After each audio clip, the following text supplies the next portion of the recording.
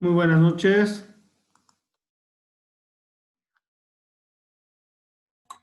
Buenas noches, doctor.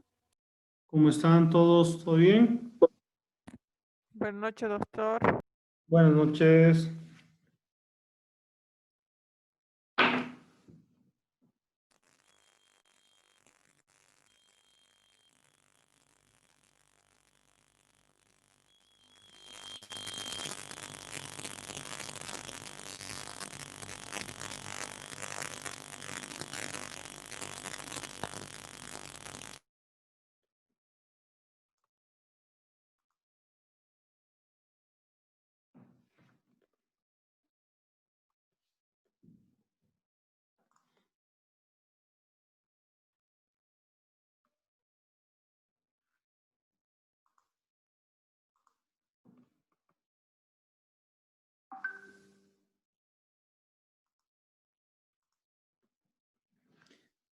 Bueno, ¿me escuchan todos?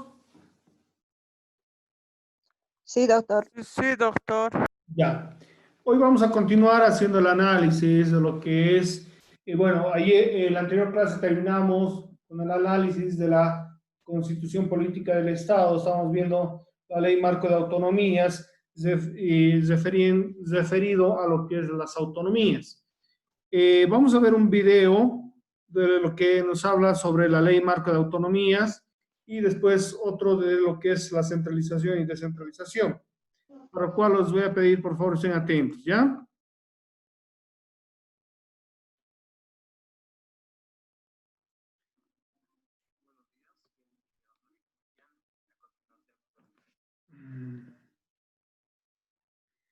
¿Se escucha el audio? Por favor, me confirman para aumentar volumen o ver. Está bien, doctor.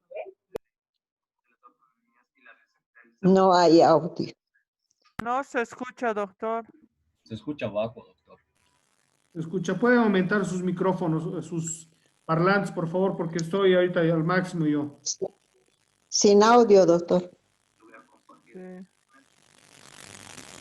No se oye.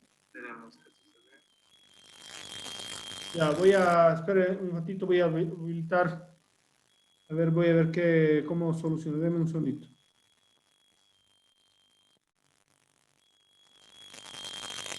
Por favor, el que esté con su micrófono abierto. Villazuel Gabriela, hace interferencia en su micrófono, por favor.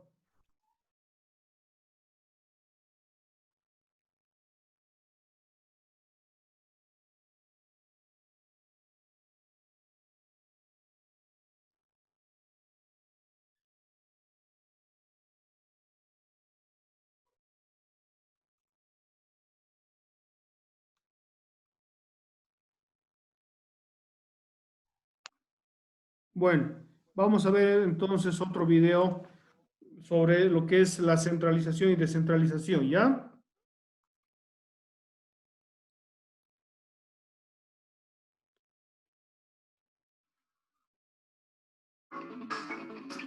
Mira, en verdad, una vez que terminé mis estudios de economía, mi desafío fue entender la economía del Perú. Soy Efraín González de Olarte, soy profesor de economía en la Pontificia Universidad Católica del Perú. Hoy voy a tratar sobre el problema de la centralización y la concentración, que es uno de los problemas más importantes del Perú, y de sus remedios, la descentralización y la desconcentración.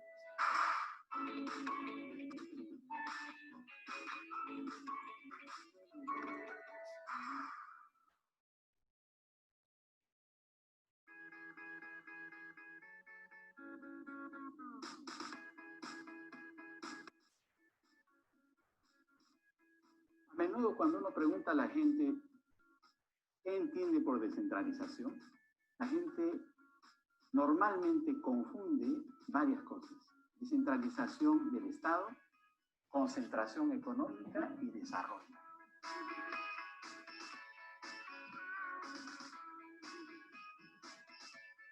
La descentralización. La descentralización. Que no todo se concentra en Lima, no todo el poder se concentra en Lima. El poder o la autoridad que estaba dentro solamente de Lima, pasarla a las regiones, ¿no? Para que cada departamento haga una obra, yo no tenía que entrar todo el ingreso a Lima. Que el desarrollo no se encuentre centralizado. La descentralización, que hay más mercado en todos lados, ¿no? Que este desarrollo se parte a través de gobiernos regionales y locales, como son las municipalidades provinciales, las municipalidades distritales.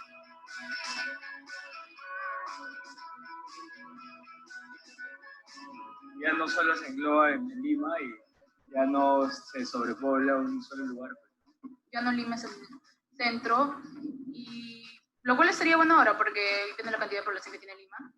Creo que el transporte, por ejemplo, acá la informalidad, la corrupción también. Creo que sí. Como ustedes han visto, sobre la descentralización se piensa que es concentración económica, que es centralización del poder, que es desarrollo. La idea de esta clase es aclarar los temas que están tras de este tema de la descentralización.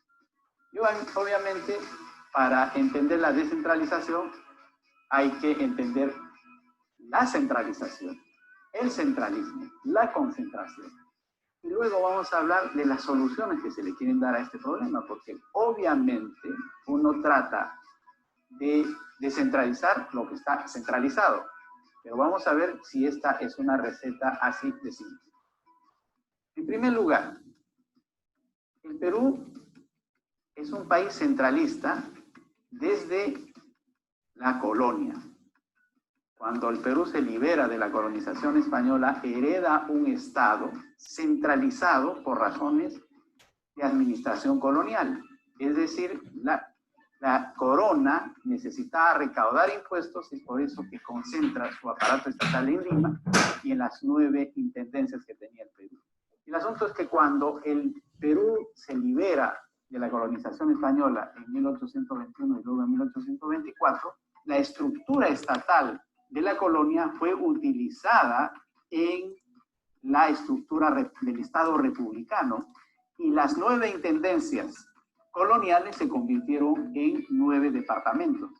Lima se convirtió en la capital y el Estado siguió teniendo la misma estructura nuevamente para recolectar impuestos, porque un Estado necesita recolectar impuestos para poder hacer los servicios, dar seguridad, dar justicia, etc. Este es un tema que perdura hasta ahora. Esto quiere decir que la centralización o el centralismo estatal es un problema de carácter institucional y político. Y significa que las principales decisiones y el poder de tomar estas decisiones están en el nivel más alto de gobierno, es decir, en el gobierno central. Por eso que cuando hablemos de la descentralización, la idea es corregir este Estado centralista en uno descentralizado. Pero eso no es todo. La República transcurrió con varios episodios, pero un episodio importante fue la crisis de los años 30 del siglo pasado. A partir de ese momento, en América Latina los países comenzaron a industrializarse porque la industria del norte estaba en crisis. Y desde entonces el Perú, y sobre todo después de la Segunda Guerra Mundial, el Perú comenzó un proceso de industrialización por sustitución de importaciones, cuya característica principal fue que la mayor parte de la industria, casi el 70% de la industria, estuvo concentrada en Lima. Esto entonces hizo que Lima comenzara a crecer a una velocidad muy rápida. Hoy, el 2015, produce casi la mitad del Producto Bruto Nacional.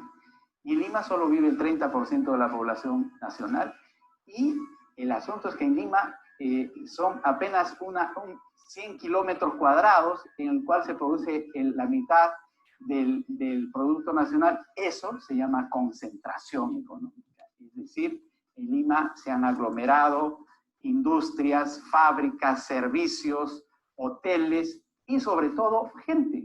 En consecuencia, Lima se ha convertido en un centro económico tan fuerte que atrae capitales, atrae gente, la gente sigue migrando a Lima. Lima se ha convertido en un problema para el resto del Perú. ¿Por qué?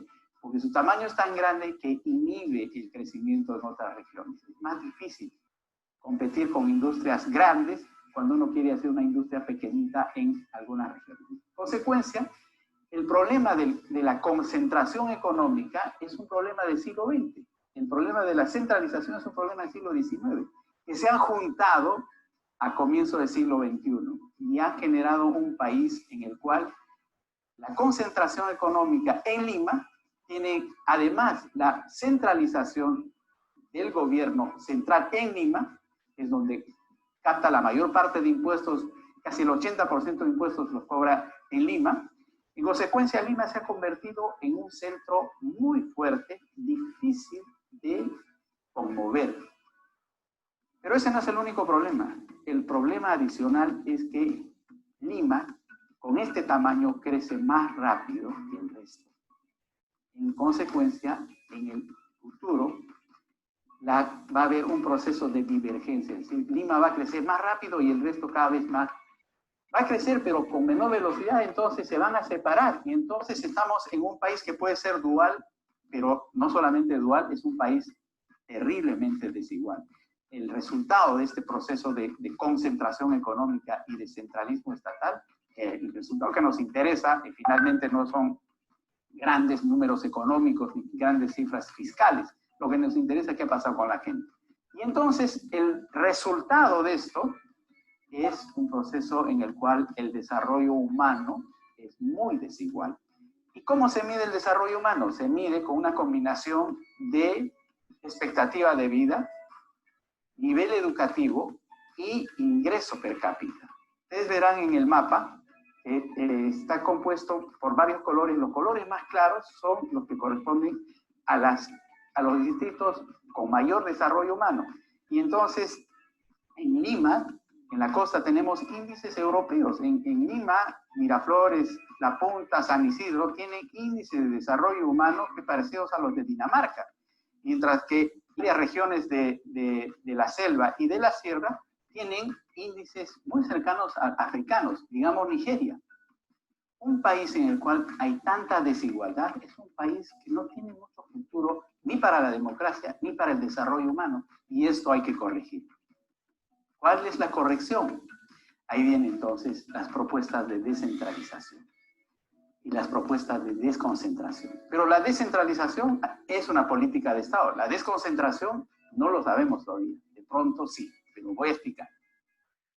La descentralización es el proceso de transferencia de ese poder, de capacidad de decidir y de recursos del gobierno central a los gobiernos que están más abajo, a los gobiernos regionales, a las municipalidades provinciales y a las municipalidades distritales.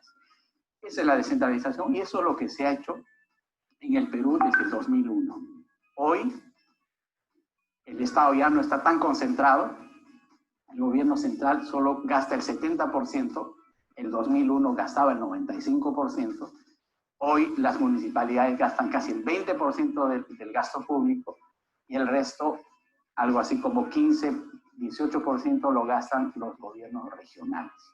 Es decir, ha habido un proceso de descentralización estatal y del gasto. Y entonces la idea es que un gobierno central, 25 gobiernos regionales y 1.830 y tantos distritos y 196 provincias son los niveles de gobierno que deberían ayudar a que la descentralización del gasto público pueda influir en el desarrollo humano. Esta es la respuesta. El asunto es que esta respuesta es relativamente débil porque el Estado peruano es un Estado chico. ¿En qué sentido? El Estado peruano apenas recauda 18% del Producto Bruto Interno, mientras que Chile recauda 25%, Estados Unidos 30%, Francia 42% y Suecia, que está en el extremo, casi 50%. Entonces, un Estado con 18% es bien poco probable que pueda corregir la cuestión económica, porque en realidad el tema del desarrollo humano proviene no de la cuestión estatal, sino de la cuestión económica. Y entonces, frente a la concentración económica, lo que cabe es un proceso de desconcentración económica, que simplemente significa cómo crear incentivos para que haya mayor inversión, pero no en los sectores primarios, sino en los sectores urbanos, pequeña industria, agroindustria, mineroindustria, artesanías, servicios, gastronomía. Todo eso, si recibe mayor inversión en las distintas ciudades del Perú, va a generar un proceso de desconcentración, es decir, un proceso de desarrollo regional más equilibrado. Esto además lleva a un tema interesante, que se comenzaría a generar un círculo virtuoso, porque cuanto más producción hay en las regiones, las posibilidades de recaudar más impuestos son mayores. En consecuencia, los propios gobiernos regionales comenzarían a fortalecerse. Entonces, el secreto de una buena descentralización pasa por una buena desconcentración económica, y para esto hay varias políticas que hay que tomar en cuenta. Es un tema, como verán, no es tan fácil de entender, pero una vez que uno tiene la idea precisa de que lo importante en cualquier proceso político y de reformas como la descentralización es cómo va a impactar en la gente, cómo va a mejorar la calidad del desarrollo de la gente. Entonces, si el proceso económico desconcentrado y la descentralización lleva a mejoras de salud, alimentación, educación, empleo y oportunidades de, por ejemplo, innovación tecnológica, ahí estaríamos hablando de que el proceso de desconcentración y descentralización es un proceso, es una propuesta de desarrollo para ustedes. Bueno, les agradezco por su atención. Ya saben que en la Universidad Católica damos estos cursos. Yo estoy a disposición de ustedes. Tengo varios blogs en los blogs de la Universidad Católica. Y si quieren escribirme, pueden escribirme a mi correo electrónico. Yo encantado voy a responder cualquier inquietud. Y vean también las otras aulas abiertas que tenemos en la universidad. Porque como verán, en poco tiempo. Bueno, un poquito para poder ir entrando en contexto de lo que es la centralización y por qué se ha ido buscando el poder ir tomando decisiones, ir soltando competencias cada vez más hasta obviamente lo que hoy tratamos de llegar a lo que son las autonomías, ¿no? Y que se puedan tomar las decisiones en las unidades territoriales que saben más su realidad y dentro de esa lógica pueden solucionar de mejor manera sus problemas, ¿no? ¿Alguna duda, algún comentario, por favor, de lo que estamos viendo en el video? Bueno, yo sé que es el contexto del Perú, pero nos muestra también una realidad, porque obviamente con el Perú tenemos bastante historia, digamos, común, ¿no?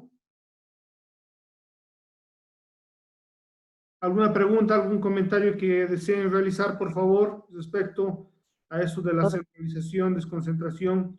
¿Sí? Sí, doctor, sí, un comentario.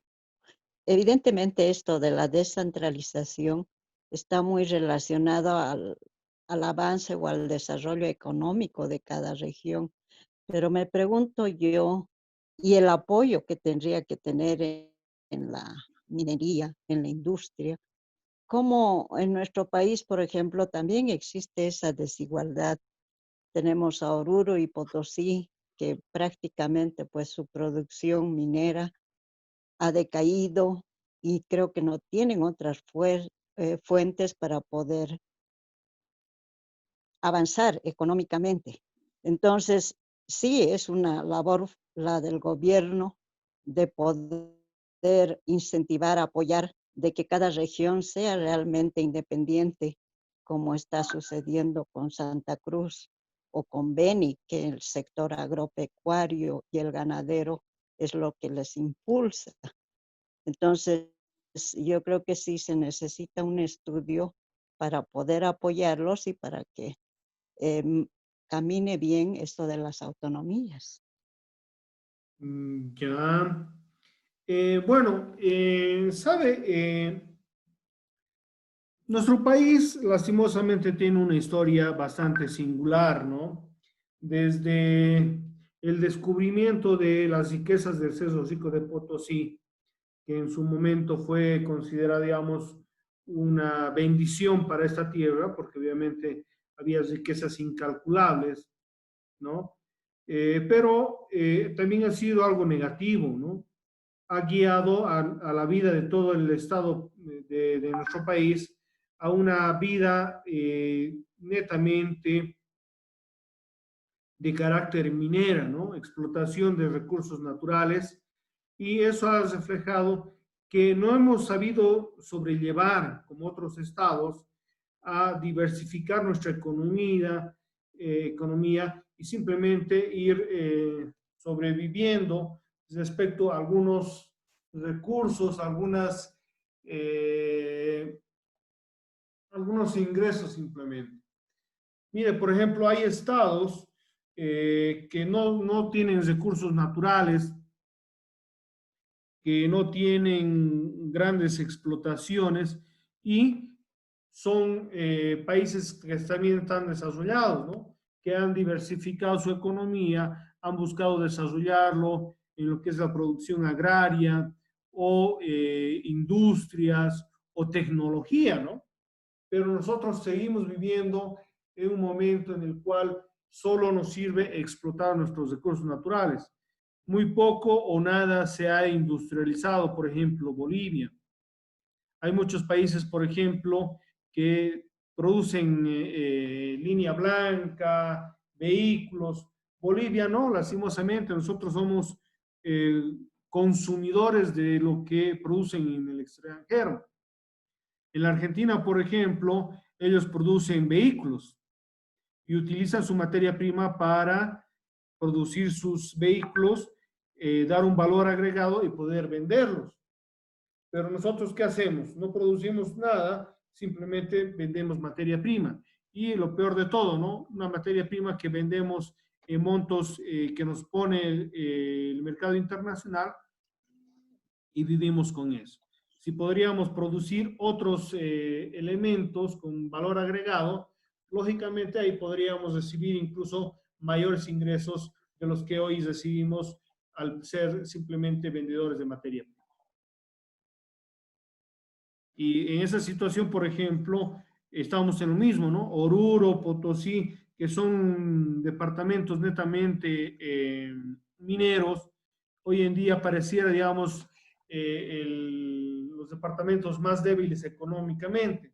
Y los departamentos más ricos, por ejemplo, Santa Cruz, Tarija, por el tema de sus recursos naturales, porque son obviamente los que más explotan petróleo, gas, juntamente con Cochabamba, que son los tres departamentos que ahorita están produciendo mayores cantidades. Pero La Paz, por ejemplo, no solo, digamos, se dedica a la explotación de recursos naturales. No nos olvidemos que en La Paz se explota bastante oro, ¿no? En lo que son los yungas, en Caranavi, Tipuani, se explota bastante el oro. Pero no nos olvidemos que La Paz maneja otro tipo de movimiento económico. Y obviamente Beni, Pando tienen otro tipo de economías. Entonces, hay que ver, digamos, de diversificar nuestra economía. Y obviamente eso es más fácil ver la realidad de esa economía, de qué se puede hacer, cómo se puede hacer cuando las autoridades están en ese lugar. Mientras que cuando se vivía en un momento un gobierno centralista en el cual las realidades eran desconocidas por parte de estas autoridades, que simplemente vivían la realidad de la ciudad de La Paz y pensaban gobernar de la misma manera en los diferentes departamentos, obviamente eso ha llevado al caos y por eso también se busca y se sigue buscando el poder diversificar esa economía con diferentes realidades, porque no es lo mismo la realidad, como les decía, en Oruro, en Tarija, en Pando, en Cochabamba y en Santa Cruz, por señalar algunos. Y cada uno tiene que ir buscando cómo solucionar sus problemas. ¿Ya? ¿Alguna duda más? ¿Alguna pregunta? Por favor, comentarios. Sería importante que hagamos esta dinámica de analizar la problemática sobre eso de lo que es el centralismo y la desconcentración y lo que es las autonomías. Los escucho, por favor.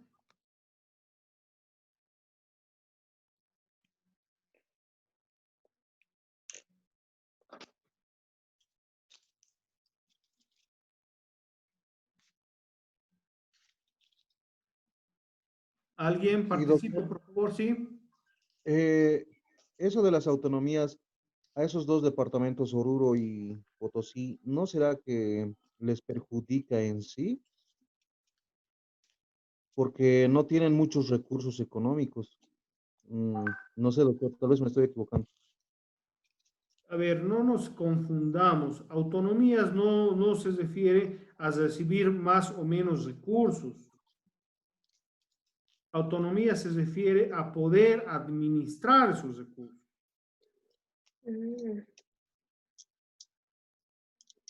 ¿Por qué, digamos, hoy en día Cochabamba, Santa Cruz, Tarija reciben más recursos que otros departamentos?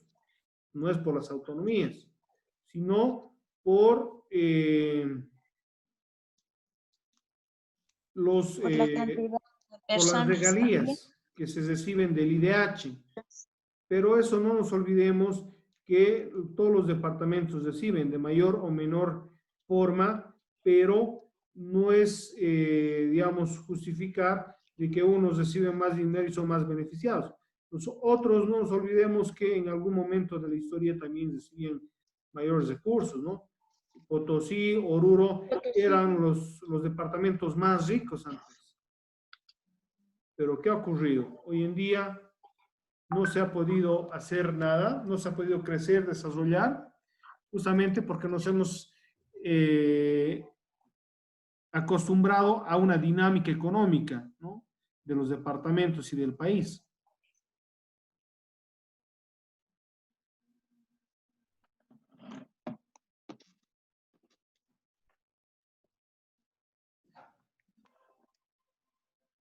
Vamos a hacer un alto, por favor.